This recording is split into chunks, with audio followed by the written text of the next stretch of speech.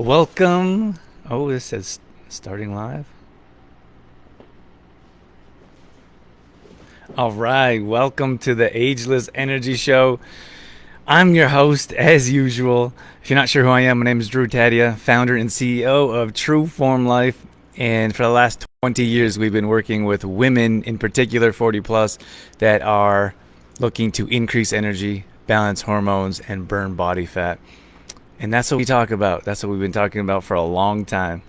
I feel like it's taken us a long time to come to that realization, but at least for the last couple of years, we've been focusing on this. We've been able to help many of our clients and customers and audience see great results. So today we're talking about protein, the importance of protein for women 40 plus. And I got to tell you, I got some great information for you, but it's such a, how can I say, lost subject. We work with women every single day in our coaching, one-on-one coaching. We also have a group coaching called our Metabolism Accelerator program. And when women come to us with challenges and we look at their diet, probably protein is the number one lacking nutrient, or like macronutrient. I'm going to get into that in a moment. Let me jump in here. If you guys are in here in the comments, let me know you're here. Some of you could be listening all around the world as on our podcast, and then some of you are watching live. So regardless of where you're at, drop a comment below to let us know you're in here, and it's always nice to know who is in here hanging out with us. Good morning, Tracy. My mom's in here as well, and we have Sandra, a number of other people. So these shows are welcome. You're welcome to ask questions. I enjoy the interaction, and I gotta tell you on a personal note, we have been preparing for the gala we have our those of you that don't know, we have our Little Black Dress Gala coming up this weekend, and we've been preparing for it for months. Really, it was the last I looked back, and it was we started kind of promoting back in August. So, and we've been prepping before because we did this last year and we've been kind of talking about it, trying to figure out what the best way to go. I feel like some things have to be last minute, but we've really tried to not make everything last minute, but we're exhausted. I'm not going to lie. Dorothy and I are both exhausted, and we have a good handful of volunteers that have been doing a ton of work. So putting together a dinner, dance, DJ, prizes, the silent auction. Oh my gosh. We're definitely going to reassess and see what the best plan of action next year is, because there's some things that we won't repeat and other things that we'll continue to do. So we're super excited. We put this together for our MAP members, and then we decided to open up to the community, and then we decided to open it up as a fundraiser. So it's really a number of different layers of all in one night. So we're super excited to get that up and running, and it's going to be an amazing night it's just really cool. Like there's nothing else like it. Like there's nothing else that can compare to it that I know of. But when you're preparing for a big night, and like we set this up for our clients so they had something to look forward to, so they were motivated, inspired, had a deadline, like all the things that we teach. That's why we created this gala, and to get prepped and dressed up, and you get to see some amazing people. Like we have an amazing community, we really do, of incredible people. So to be able to see them in person is and hang out is going to be amazing. It really is. So I don't want to say too much about that. I'm going to say hello to those of you that are going to that are jumping on here live, and then I'm going to get into our topic. We have Rhonda's in here. Rhonda's going to be at the gala. Good morning, Chantel, Sharon, and Angela. Good morning from Angela and myself. Angela is in Alberta. Scary thought. Looking forward to seeing Angela and Sharon at the gala. Shannon's in here. Dorothy says, good morning, my love. Good morning to you, my love. Cindy's in here. Kim says, forgot time change, LOL. Is it time change? Wasn't that last week? Was the time change last week? I'm not sure. It's it's really nice when we have people like you do these lives, and often you I do these lives, and sometimes you don't know people that are in here, so it's really nice to do it in our private group, and then those of you who are listening as a podcast as well. But I know these people, our Matt members I talk to um, every day almost, just about every day. Kim says I'm in Saskatchewan. No change here. Oh right. I get it. I get it. Time change is mind boggling to me. I am not a time change fan. But some place like Saskatchewan, you guys don't change, right? So then sometimes we're on the same time as you, and then sometimes it's an hour different. Like it's definitely a thing. Definitely a thing that I don't enjoy. Okay, let's get into it. So when it comes to protein in particular, here's the thing: is that we see, and I say women in particular. Like, it could be men. I don't work with men. It's I used to do sports and conditioning. I used to be a professional athlete myself. It was just we found better results with women for the most part. Women are easier to work with, more open-minded. So some of this could pertain to men, but we don't work with men. So in particular, when I say this is what I see, is that women in particular in this age group that I work with and talk to every day lack protein. That's probably the main macronutrient, and take that with a grain of salt, because you could be different, right? Like some people don't eat any fats. We had one of our, she actually wasn't a client, but she's someone in our community, someone following along, and I started talking about healthy fats, and you got to have healthy fats. And she was afraid of fats, like many people are, because we were told not to eat any fat, not understanding the difference between good fats and bad fats. And she started eating fats, and she dropped like 10 pounds in a few weeks. Just making one simple, and that's what a coach can do, can change your life in a short amount of time.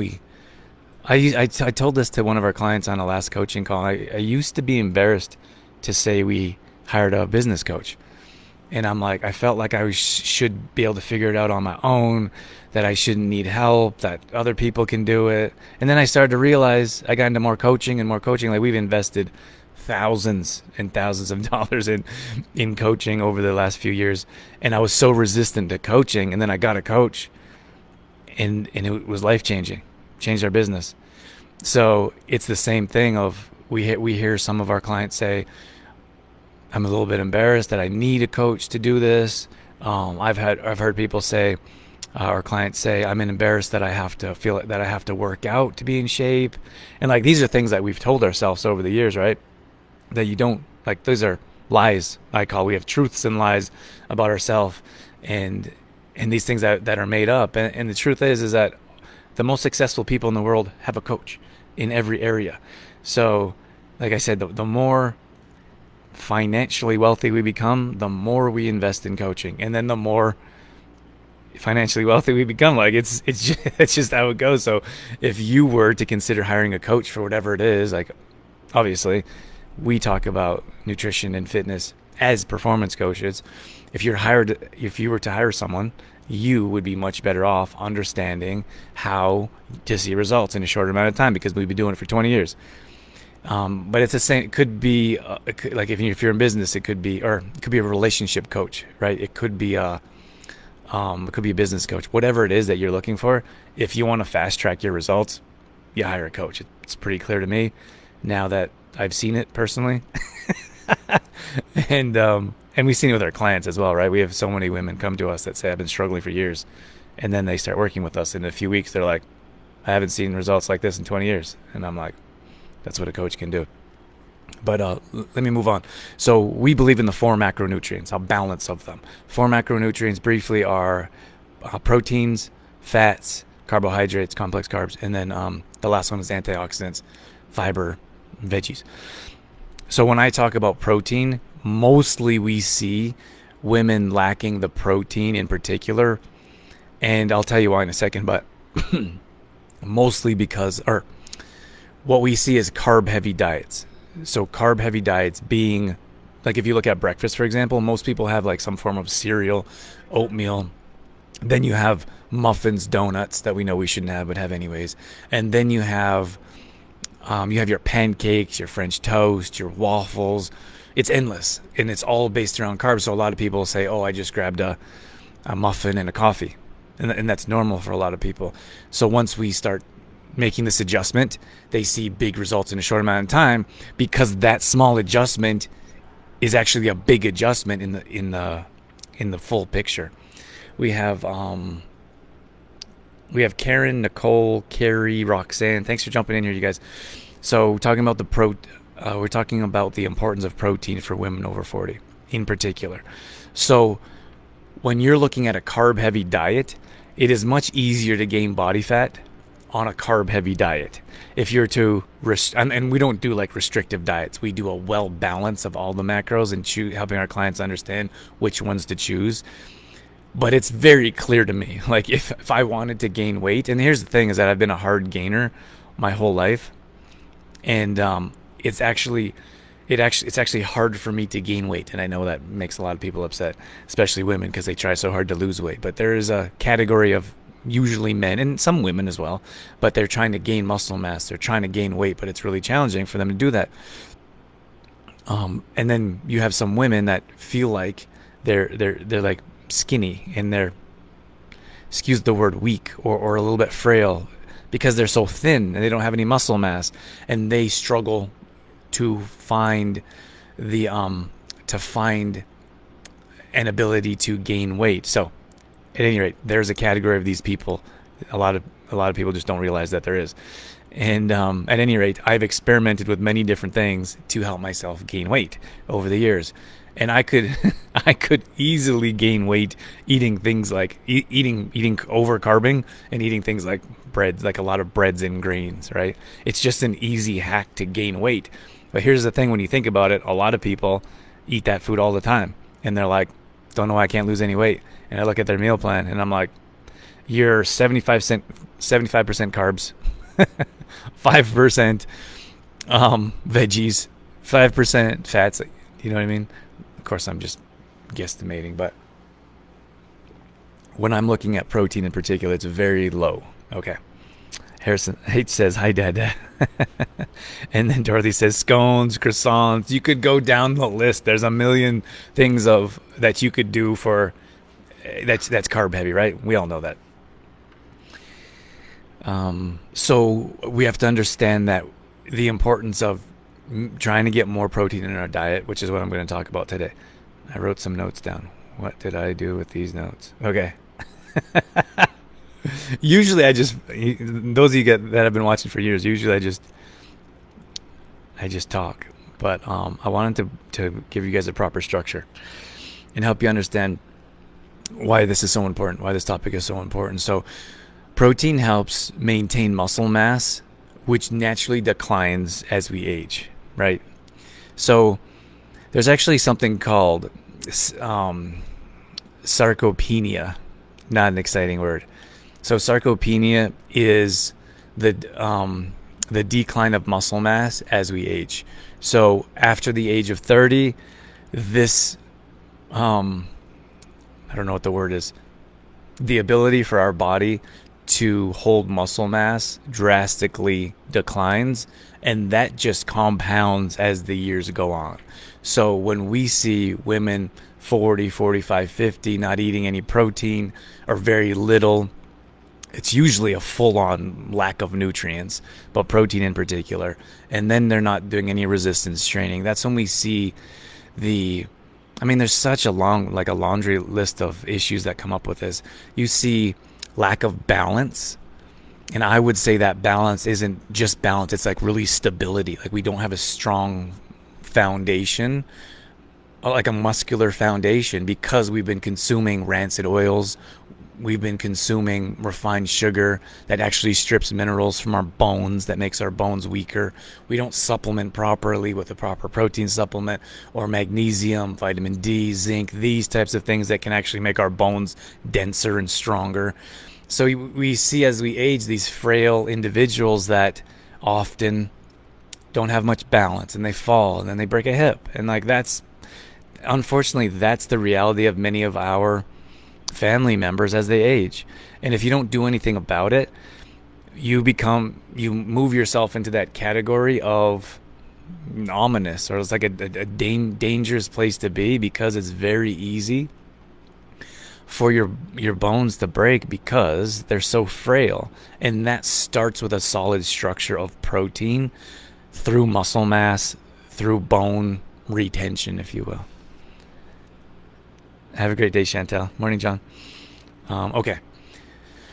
So when it comes to protein in particular, supporting bone mass, and then of course many of us hopefully everyone has heard of osteoporosis. That is the disintegration of your bones, the weakening of your bones. You're actually losing bone mass. So not only are you losing muscle mass as you age, you're losing bone mass. And people are jumping off. They're like, I don't want to hear this. This sounds terrible. Stick with me. I'm going to give you ideas and suggestions and tips of what you can do about this, which is why we're here. You can take action. And my hope for today is that you will take action. That today isn't just, you're just going to sit here and watch and then move on with your life and not make any adjustments in your life. And think about small adjustments, right? Not big adjustments. Small is sustainable. I mention this with my clients all the time. So often we'll see someone jump in and they'll lose a bunch of weight really quickly. And they're excited, right? And then the next week or a few weeks later, they haven't lost the equivalent amount of weight. And I was the same way. I was excited too. I was like, great, you've lost 7 pounds in the first week. That's great. And then we realize, myself and client, that's not sustainable. So now when I see that big week, I'm like, oh boy, this is going to take some different mental training, because we expect those big numbers all the time. And the problem is, if you usually drop big numbers, you definitely level out without question. But that's a good thing. That's your metabolism protecting itself. But then we usually see an increase in a couple of pounds, because that big number, whether it's 5, 10, we've seen 12 pounds in a week or two, or 10 days. That's very hard to maintain. So you see your body like fighting back, and it wants to gain some weight. So then you got to fight even harder to drop again. So what I tell our clients is, and a lot of them are disappointed, like, oh, they lose 1 or 2 pounds a week. And I'm like, that's fantastic. How are you disappointed?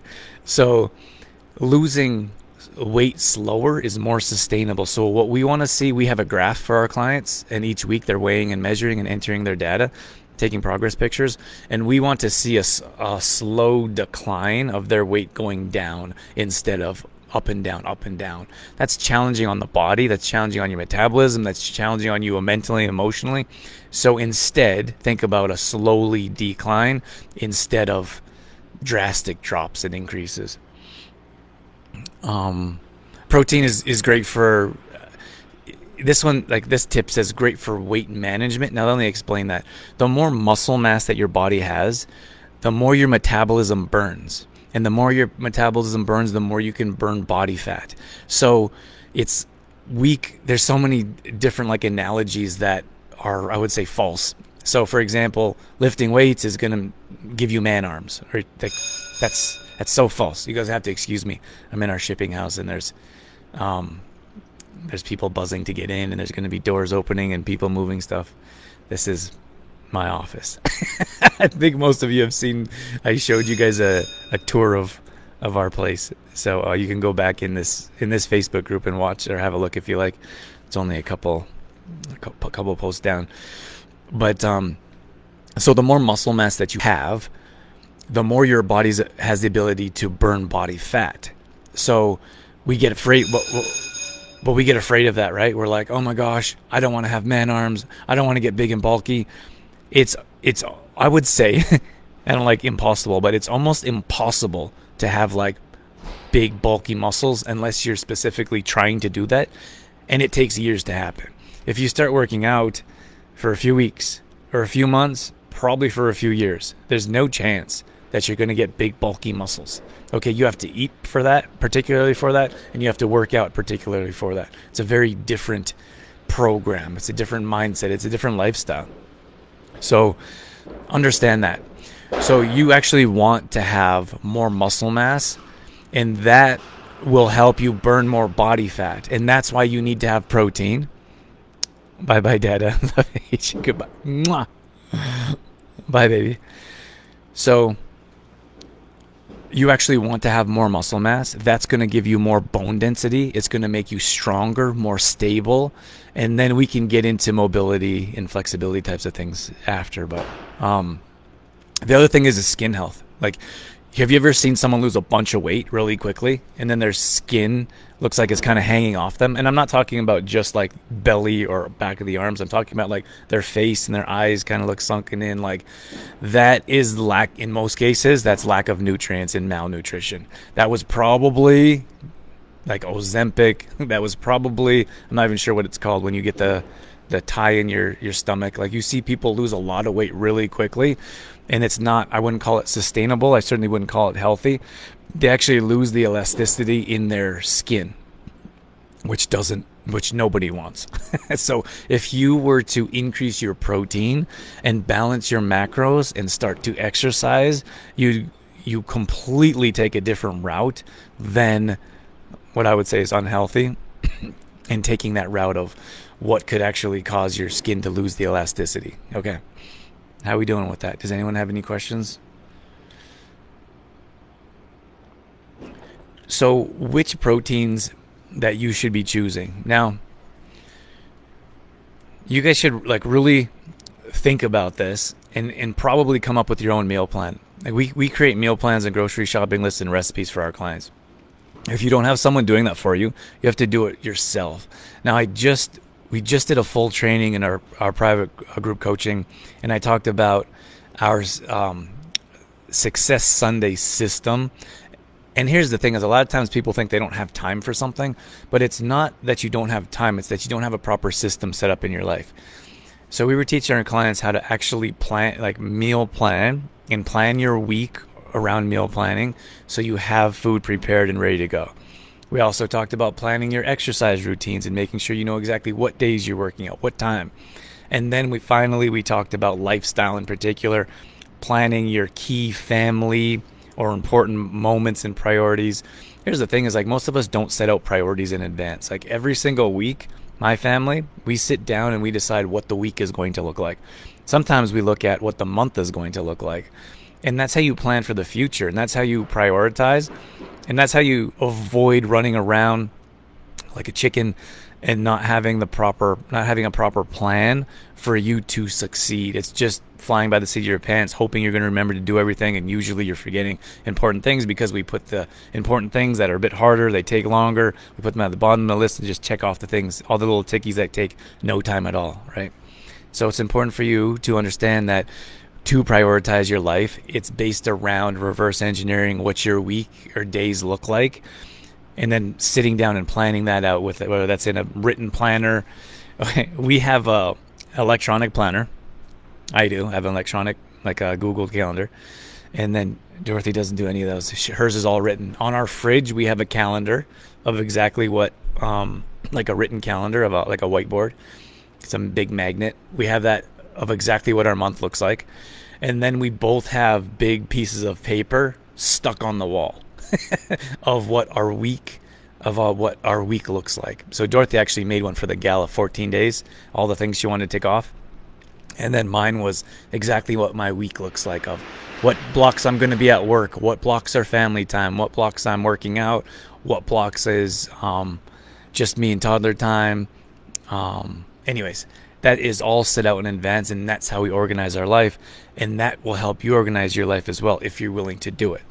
So hopefully that helps you understand you need some type of meal plan so you know what you're going to consume throughout the week, instead of, like, everyone knows what it's like, how exhausting it is to, you're like, oh my gosh, what am I going to prepare tonight? Oh my gosh, the kids are asking I didn't buy anything at the grocery store, so we got to scrounge and have mac and cheese. Like, that kind of stuff becomes eliminated once you create a meal plan for yourself. And what was I going to say along those lines? That's one of the main compliments we get from our clients, is like, I'm so glad I don't have to worry about what I'm creating, what I'm having for dinner anymore. Like, it's a no-brainer. So let me move on to the optimal proteins that you should choose in my suggestion. So these are my suggestions.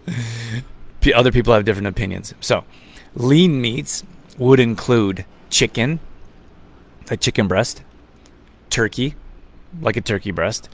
And then you have eggs is a great choice, and fish is also a great choice. So those are my 4 top: eggs, fish, chicken, and turkey. Those are my top 4. I would also probably lean on, I really like bison. Bison has becoming a staple in our life. Like I really like bison. I like the way it tastes. I like the way it makes me feel. Okay, I'm gonna move on. A lot of people, we've realized this after coaching hundreds of clients over the last few years, is that's just these few years. We've been doing this for 20 years, but it's been more apparent. A lot of people in Alberta. Where are you guys watching from? Can you let me know in the comments? So let's say for a lot of people in Alberta, they don't want fish. Okay, and then you go to those people in like the East Coast, like New Brunswick. That's where Dorothy was born and raised and has family there. And they are much more open to having fish because that's what they were raised with. That's what they grew up with. In Alberta, we're obviously landlocked. We don't have like an ocean next to us. So a lot of people in Alberta are like, and I'm not doing fish. I'm not a fish person. Oh, nice. Kim says that's my favorite too. My dad raised bison. Very cool. Very cool. I'll tell you real quick. We usually, we've done a lot of experimenting over the years, but beef doesn't agree with me. Maybe I could talk about that in a bit. I don't love beef in particular, but it's like I have a family member. I have an uncle that has beef cattle. Like there's nothing wrong with that, and I'm not like trying to disrespect the industry. I'm just sharing with you. So then there was usually like fish, those light meats that I talked about, and but more particular, I was like looking at steak. I'm like not really a steak fan. So then we looked at bison. There's a bison ranch like right outside of Olds where we used to live, and we tried some bison. We're like, hey, this isn't that bad. And then we tried bison again. We're like, hey, this is actually really good. So now we buy bison on a regular basis. So hopefully that gives you an idea of what to look for. You could look at dairy products as well, like yogurt. Yogurt and cottage cheese are good ones if you're able to consume dairy. A lot of people, because of their gut microbiome and their digestion issues, don't do well with dairy. But if you don't have dairy issues, Greek yogurt's fantastic. It's high in protein and a great way to get an extra. Like you're not cooking it, right? You're just pulling it out of the fridge. You're not preparing it. You don't have to season it. You can flavor it. Like we put cinnamon, sometimes maple syrup, just buy a plain Greek yogurt. And then I really like cottage cheese because cottage cheese is it's a casein, which means it's slow digesting. So it's a really nice snack in the evening. And you can do anything. You can do so many things with it. You can put, what I used to do in college, I used to get like, I was in the dorm. When I was in the dorms, we had, I paid for food, dorm food. And I was trying to gain weight, so I'd have these like big mountains of food, and I would get like stacks of this cottage cheese because it's so high in protein. And then they were always like, in college, they're like, protein, get as much protein as possible. And I mean, if I could take a step back, that's how we got into the protein industry or the supplement industry. Those that are new here, and we have a stack. We have over 200, almost 300 people that are brand new over the last few weeks in our Facebook group. So hopefully some of you are in here watching and enjoying some of our content. But we got into the supplement industry because I felt terrible on supplements. That's what they told us in college, university. I played professional baseball. They were like, just have a lot of protein. They didn't know, right? Drink Gatorade and chocolate milk after games to hydrate. Like, it's nonsense. And so I had a whole tackle box of supplements. And I felt terrible. Like I was huge. I was like 215 pounds of muscle, and I was irritable, didn't sleep, immobile. Like I just didn't feel good. And I was like, what's wrong with me? Like, well, I'm supposed to be like an elite athlete, and I feel terrible. So I started to read ingredients. I don't know what ignited the ingredients thing, but I started to read ingredients. I started to pull out ingredients, and I was like, why is this? Then I would research one ingredient, and I would find the most bizarre things of like the same ingredients that are in cement, the same ingredients that are in a window washer, the same ingredients they make to make glass, like chemicals, like these are chemicals. And I'm like, holy my gosh, how is this like possible? So I started to create my own supplements. In my dorm room, I would have like just an egg white protein, and then I would mix things with it, or I would have I gosh, I would pull apart pre-workout stuff, because like those bright blue drinks that some of your kids might be drinking because the football coach told them to. That used to give me a horrible headache. So I look up like nitric oxide, and like that's what actually gives your body the pump. And how can I get that clean? So I've been experimenting in this in the supplement industry for over 20 years. That's why been telling you guys that we've been working with clients for a long time. This isn't like a brand new thing.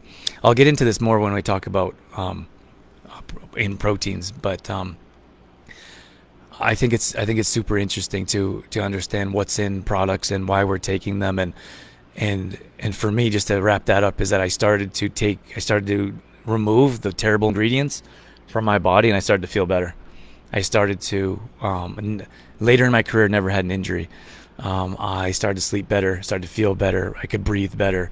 Like all that junk, like I went through it. I had digestion issues early on as well. And I started to remove that. And then I started to teach my teammates about it. And then I started to work at a gym and started to teach clients about it. So it was all like a progression over the years. It wasn't like, oh, I just figured this out a year or two ago.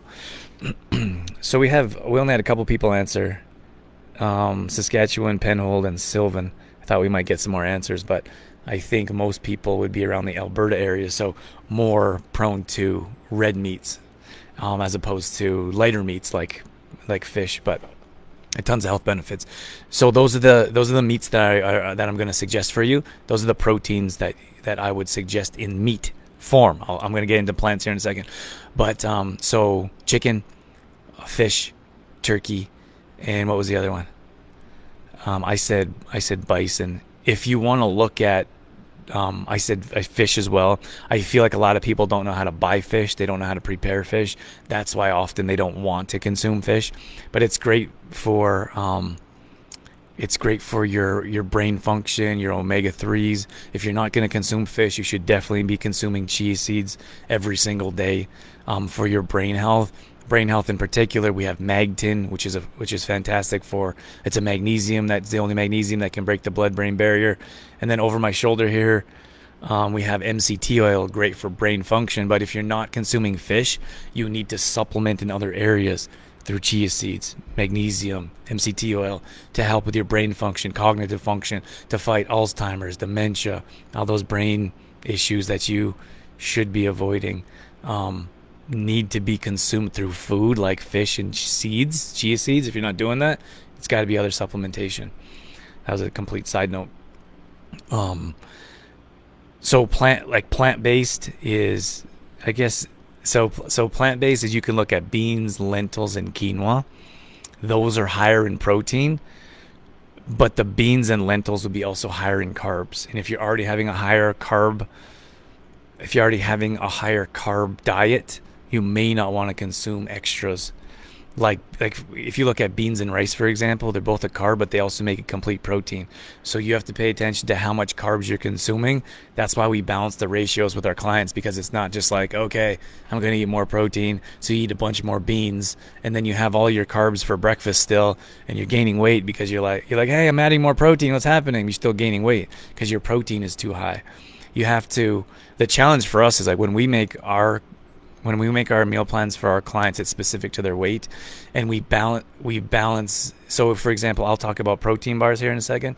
You need 25 grams of protein, but you also need low carbohydrates and low calories, because if you're over-caloring, is that a word? If you're over-caloring, you're having too many calories in a day because of the protein content. You're like, oh, more protein, but all that protein could be equaling more calories that your body's not burning off. You're not going to be able to burn the body fat that you're hoping for. So hopefully that gives you some insight. It's eggs was my fourth one, besides bison. So I wrote down some proteins to avoid. Thank you. Thanks for the answers. Alberta. So it looks like mostly Alberta. So at any rate, proteins that you want to avoid, like you really want to pay attention to preservatives, like meat that is preserved, like your deli meat, for example. It has a bunch of junk in it that you shouldn't be consuming. Like you should read the package and it should say without this, and this, right? Like preservatives usually high in sodium that we shouldn't be consuming. That increases our blood pressure, high blood pressure, not great for our heart. So these are all things that we have to pay attention to and avoid when it comes to low quality.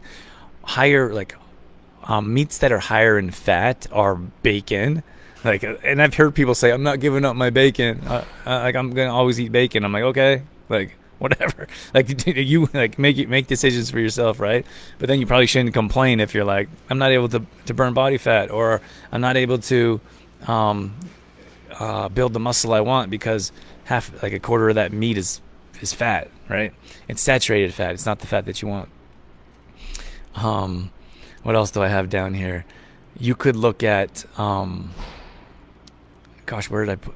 It's not here on my list. You could look at your ham or ribs is usually high in fat. Of course, I already mentioned those deli meats. You could look at like those salamis. Those are deli meats, but those are actually high in fat. There's another one. I'm not gonna lie. I'm not saying never have it, but I really like a spicy Italian sub at Subway. That'd be my go-to. And but of course that's not the best health choices, right? Make your health choices, or make your choices and then live by your decisions, or change them, right? And then the other proteins you want to avoid is protein bars that are high in sugar and too high in calories. That's number one. Like, protein bars are mostly, like in most cases, protein bars are just chocolate bars, like glorified chocolate bars. There's just as much sugar in most protein bars as chocolate bars. So most protein bars you want to avoid. And what was the other one? Oh, like protein powders. Like protein powders that have all kinds of junk in it, like maltodextrin, sucralose, seed oils like sunflower oil, safflower oil. Like, that stuff is destroying your gut bacteria. It's wearing on your joints. It's causing all kinds of different health issues. And unfortunately, a lot of times people are like, "Oh, I'm taking protein powder. I'm doing a good thing. I don't need to do anything else." Like, just because you're supplementing with like a protein powder or other product, you still have to eat. Like, I actually had someone message me and they're like, "Hey, my doctor said I'm low in protein. What can I do? Or what protein powder should I take?" And I'm like, "Well, you should probably try to eat more food with have a high protein diet." He's like, "Nah, I just want to know what proteins to take." Like, what? And I'm like, "Okay." Like, if that's what you want, you can't change someone's mindset. You can't talk to someone, like, that's not my job.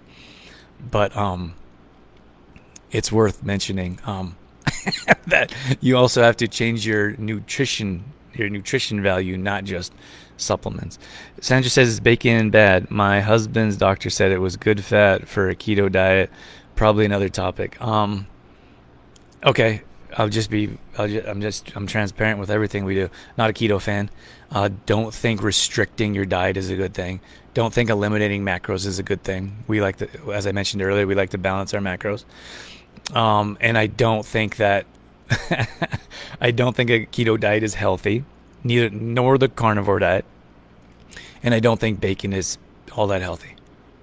You could look at turkey bacon, like a lean turkey bacon. That's a little bit different. Like a, what do you call it? Like a pork bacon. It's half of its fat. And I have a really hard time with that. I would disagree. I would disagree with that doctor. I disagree with doctors all the time, though, so that probably doesn't mean much. I missed this comment from Rhonda. She said, "We do have wild meat, venison, elk, moose, when I want to change chicken." Sundry, Alberta. Awesome. Yeah, the wild meats are fantastic. The wild meats are lean, low in fat, and if they're wild, they're not raised with all the junk that you find in other meats. You guys could probably guess. Lindsay's in here. Kim's in here. Okay, let me get through here. What else can I tell you? What else is on my list?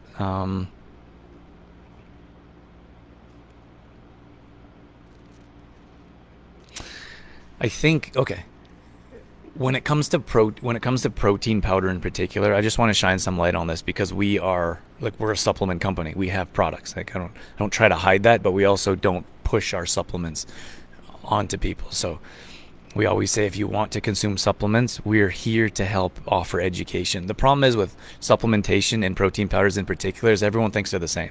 Like, oh, I take a protein, I'm good. And the problem there is that what I said earlier is that most protein supplements are junk. And they cause all kinds of different health issues. Like if you take a protein supplement and it causes you to be constipated, there is junk in there that your body's rejecting. It's like, I don't want this. If you're taking a protein supplement and you're gassy and bloaty, you're gassy and bloated, there is usually junk in that. Now, the only caveat to that is that if you're taking a protein supplement and you're chugging it, we see it all the time. We see people like put a scoop of protein, shake it up, and like basically chug it. Like there's a lot of nutrients. There should be. There's a lot of proteins in there, or there's a lot of ingredients in there that your gut and intestines and digestion is trying to like figure out what to do with, divide, break down, absorb, discrete and excrete, and so to chug that is probably the worst thing that you can do for your digestive system. And then on top of that, we're using cold milk, and cold doesn't do great in our digestive system, which is why I say don't drink ice water or like ice cold drinks. That's not good for your digestive system. So and like what I guess what bothers me is that the industry is so mismanaged, or I don't like the word misinformation, but incorrect information. Like for our product, like for our vanilla protein, these are probably the cleanest ingredients that you're going to find. And I'm just going to that's just 100% transparent. So we've had someone bring this to their doctor, and their doctor was like, wow, those are great ingredients. We've had people, we just had a practitioner write in, and she said there's a whole group of us looking at your products, and we don't they don't vouch for us. They don't sell our products. She just came across our stuff, and she said there's a whole group of us holistic practitioners, and they said that is the cleanest product we've seen. And I'm like, I don't need their it's nice to hear. I don't need their validation, because I've been doing this for 20 years. I know like this is the best you're gonna find, and it's not chalky, and doesn't cause any digestion issues. It doesn't cause any bloating. And here's the thing: I just talked to someone, and they're like, "Oh, I heard stay away from pea protein, and like all that stuff is cheap and doesn't digest." And they were actually some type of trainer coach, and I'm like, are you telling your clients that? Because a lot of times people just don't know, and they feel like they should share information that they've heard from someone else. And I feel like that's probably not the best way to go about things. I don't have any problem with people selling like MLM companies or people selling other products, but it's really eye-opening to see. Like, I think it's great. I think it's great we're in an era where you can go and make your own money, and you can start running, I wouldn't call it your own business. If someone can tell you that you can't sell their products anymore, I wouldn't say it's your own business, but I feel like it's great people can go and do that. The problem is that you see someone that just starts selling like a MLM product, and then they become a health expert, and they start sharing all this information, and some of it is a bit sketchy, and some of it probably doesn't have a whole lot of research behind it, and it's probably someone's opinion, which is a bit scary to me, being in this industry for so long. But if you were to look at pea protein, for example, we said pea protein is one of the best ways to get a natural or plant-based protein into your body. So a lot of people say pea protein isn't the best quality, or pea protein causes gas, bloating, indigestion. So what we did is we found a company that would make us fermented pea protein. So what does the fermentation do? It helps digest quicker and easier on your digestive system, which is why people don't experience that gas, bloating that you do from conventional supplements. And again, that's different. If you're going to chug the whole thing, nothing's going to save your digestion. So we also have organic sprouted pumpkin seed protein. So why is that important? It's organic and it's sprouted. So anytime you sprout a seed, you increase the nutritional value, and you also increase the ability for your body to digest the product.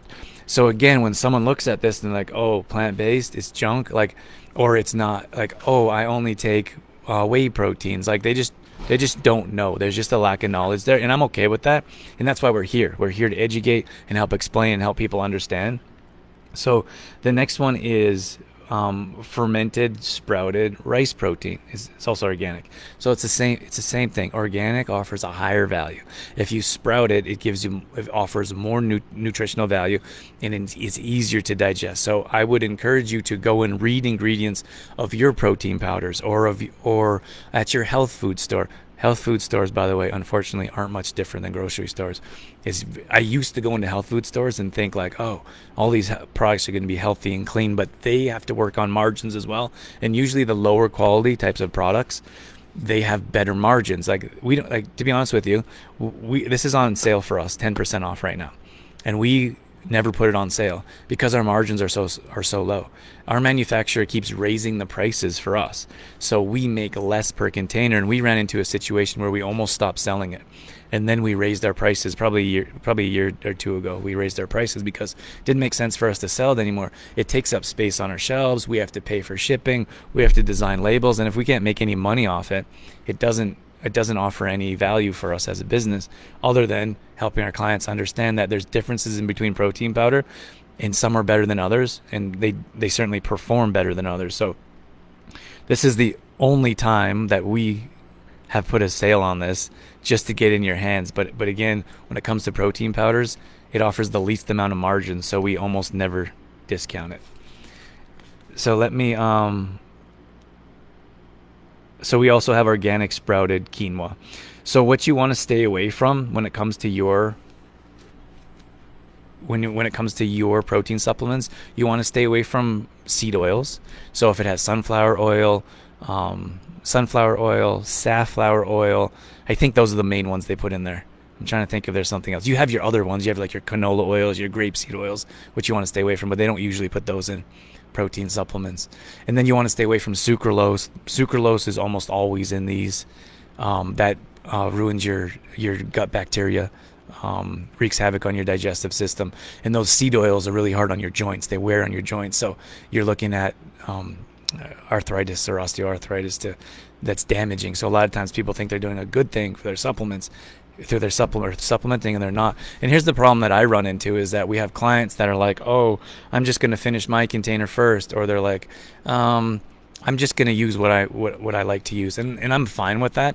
The problem is that if you're using a product that's not clean, you've been putting yourself through damage for years, and you're continuing to do that. And I kind of thought about doing it. It doesn't make sense for us financially, but I kind of thought of people like, send us your low quality crappy protein supplement and we'll replace it with a free one of these. But these cost us a lot of money, to be honest with you. So it's hard to do something like that. But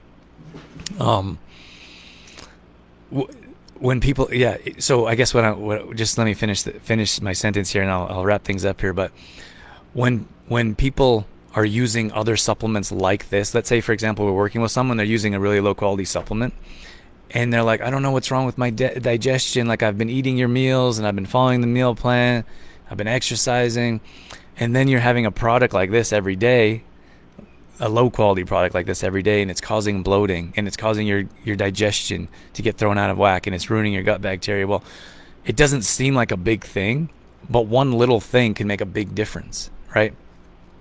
And it's really hard for us. Like, what we try to do is eliminate variables when we work with our clients. So we say, follow this workout plan, because if that workout plan isn't working, we can change it. If you're following your own workout plan, I don't know what you're doing, I don't know how long you're doing it for, I don't know what exercises you're doing. Like, it's so difficult to help offer advice to people if you don't know what they're doing. So sometimes people will message me and they'll say, hey, I need some help with this, or I'm wondering how I can do that, and I'll ask questions, and then some people are offended. They're like, oh, I don't want to answer all these questions. And I'm like, well, like, how can anyone accurately help you without having some, like, a base of questions or knowing exactly what you're doing or what you're going through? If not, like, if someone like myself or a practitioner doesn't ask questions and they don't know what's going on and they offer you advice, it's not accurate. They're basically just guessing or offering a generalization that probably isn't going to help you much because it's not specific to you. So I would suggest, if you reach out to us or if you reach out to someone else, hopefully they'll ask you some questions so you have an idea, so they have an idea of exactly what you need and how they can help. If they're not asking you questions, you know right from the jump that it's just a general comment and it's probably not specific. Well, it couldn't be specific to you because they don't know about you. But Oh, that was it. I was just saying eliminate variables. Like if I know if you're following our meal plan, I know what you're eating. This is for our clients if you're watching. If you're following our meal plan, we know what you're eating. If you're properly supplementing by the supplements that we're recommending, if you choose to supplement, if you're exercising and following our program, and then you get to a place where you hit a plateau or you're not seeing the results you want, we can help change that. If you're like half following the meal plan, doing some of the workouts, using other supplements, then we have to go down a whole different road that takes longer. It's like, okay, let's break down all of these supplements that you're consuming. Let's check out your entire meal plan to see all the things that you're consuming, right? It just takes more time. Like when we call our Metabolism Accelerator program a map to your success, MAP. So you start here, and this is exactly what you do and to get you here. And we've seen incredible results. So that is that might give you some insight on how to see results as you move forward. So I'm going to wrap things up. If you guys need any help, let me know in the comments, and we'll reach out to you. You can always DM. And then we have, if you want a coupon code for our vanilla protein, we have a discount code to send out. So let me know in the comments. Say full sentence. Don't put yes or me, because when we come back and look through, we're not going to know what that means. So say, I would like the discount code, please. We have Tracy in here from Sylvan. She just put in an order. She's in Sylvan. I think she has all our products. Do you have all our products, Tracy?